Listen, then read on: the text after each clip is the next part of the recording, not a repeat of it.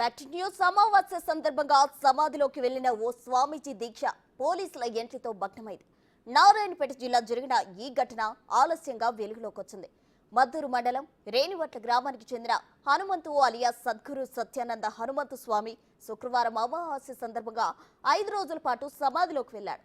ఈ 5 రోజులు తన కోసం భజనలు, పూజలు చేయాలని భక్తులకు సూచించాడు.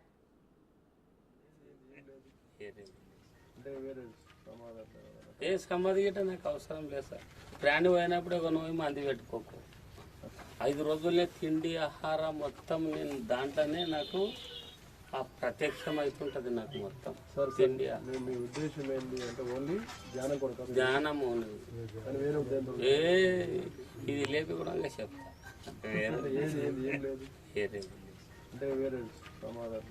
ఏ సమాధి గిట్ట నాకు అవసరం లేదు సార్. ప్రాణి పోయినప్పుడు ఒక నువ్వు మంది పెట్టుకోకు.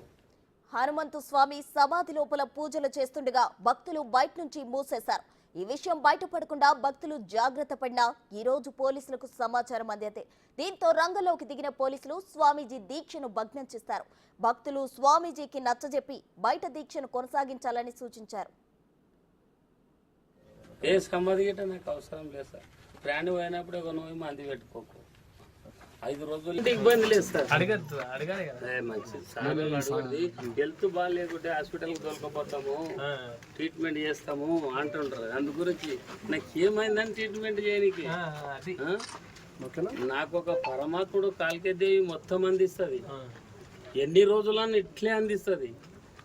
అది తపస్సు అందరికి దొరకలే. ఒక అమ్మకు దొరికింది, నాకు దొరికింది. మీకు ఉన్న మొత్తం చెప్తా. తిండి ఆహారం నాకు దొరకాలంటే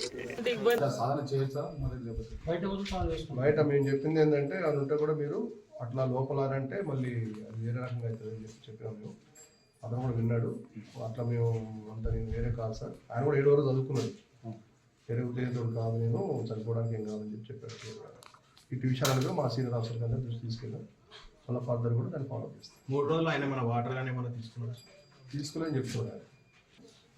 అది అంటే అది మొత్తం మూసుకుపోయింది ఏం కాదు. అది అంటే లోపల ఆక్సిజన్ అంత పెద్ద ప్రభావం అయితే లేదు సార్. అన్ని ప్యాక్ చేసి అని అంటారు సార్. మరి ఖాళీ ఆక్సిజన్ ఎట్లా తీసుకున్నారని చెప్పినాం కదా. చెప్పినాం కదా, ధ్యానం చేసిన బాగా. ఆయనకు లోపల వసతులు ధ్యానంలో బాగా పోయినా చెప్తున్నాడు. అంటే లోపల మీరు వెళ్ళి అది లోపల చూసినాం.